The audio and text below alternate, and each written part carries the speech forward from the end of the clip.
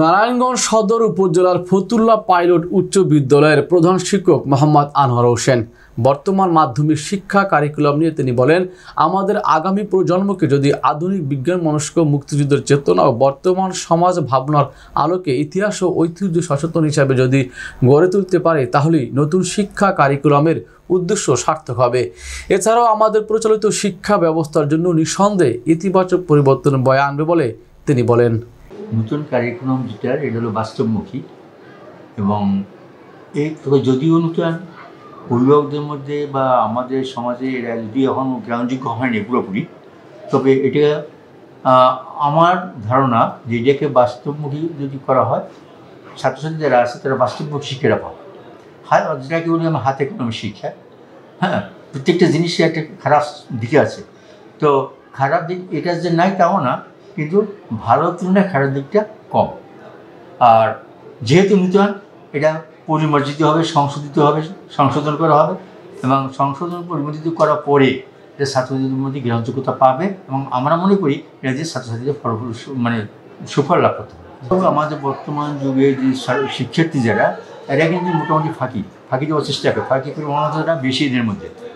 হ্যাঁ, ফাঁকি প্রবণতার তার কারণ হচ্ছে আমরা পরীক্ষায় যে ফলাফলগুলো হয়, যে রেজাল্টটা হয়, এটা অনেক ভালো ছাত্র যারা দুই একজন বাবা মাকে দেখে, আর অধিকাংশ ছাত্রী বাবা মাকে দেখায় না, গৃহশিক্ষক যারা যায় তাদেরকে দেখায়, কোচিং ছাত্রদের দেখায়। ওরা বলে বাবা দেখানোর দরকার নেই, তারা মিথ্যার স্বাক্ষর দিয়ে এইটাকে জমা দেয়। যার পরিপ্রেক্ষিতে অভিভাবক যারা আছে সত্যিকার তার সন্তানের যে লেখাপড়া কোন পর্যায়ে এটা তারা জানতে পারে না।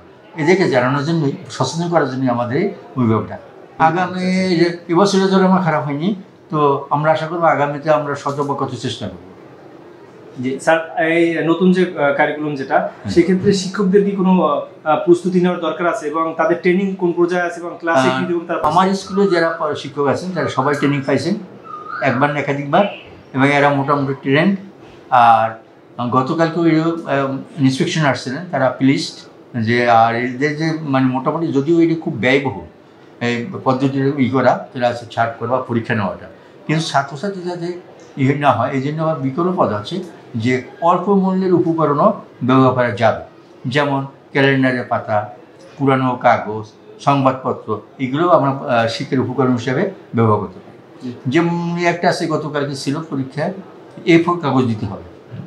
A4 কাগজের ক্ষেত্রে তো আমরা সাধারণত বুঝি যে অফসেট A4 যেটা আছে ওইটা, এটি আমরা কাকে দিচ্ছিলাম ক্লাসে, আমার সপ্তাহে দিচ্ছিলাম। পরে জিনিস শুনে বসে না স্যার A4 নাম হচ্ছে সাদা কাগজ আছে, সাদা কাগজ তো A4 দিলেও চলবে। এখানে ছাত্রছাত্রীদের, আর এটি যে স্কুল সরবরাহ করে, এখানে কিন্তু খরচটা স্কুলে। আর এখানে একটা ব্যাপার আছে, সেটা হচ্ছে স্কুলের এক্সপিরিয়েন্সটা খুব বেড়ে গেছে। যেমন প্রশ্ন যেটা হয় সেটা সরকার যদি বিকেলে দেয়, 7টা, 7:30, 8টায় দেয়, ওইগুলো ডাউনলোড করে ফটোকপি করতে অনেক চার্জ নেই। যেমন আমাদের প্রায় প্রতিদিনই 2000-2500 কপি করতে হয়, প্রিন্ট করতে হয়, এবং এই 2000 এক পৃষ্ঠে না, 2 পৃষ্ঠা 3 পৃষ্ঠা, যাতে করে 6-7 হাজার একদিন হয়ে যায়। এই 6-7 হাজার একদিন করতে হয়, আমার 2 টাকা করে ধরলে মানে 12-13 হাজার টাকা পার ডে লাগে। কিন্তু আমি প্রিন্ট করতে পারতাম যে অর্ধেক খরচ হতো, এই খরচ ওটা বাড়িয়ে গেছে। কিন্তু ছাত্রদের কাছ থেকে আমার পরীক্ষা ফি কিন্তু বাড়তি নিয়ে নিই, 1% বাড়তি নিয়ে যা ছিল আগে তাই। গার্ডিয়ান আগে চাইতে এখন কিছুটা আগ্রহী হয়েছে এই লেখাপড়ার প্রতি, আর আগ্রহী হবে।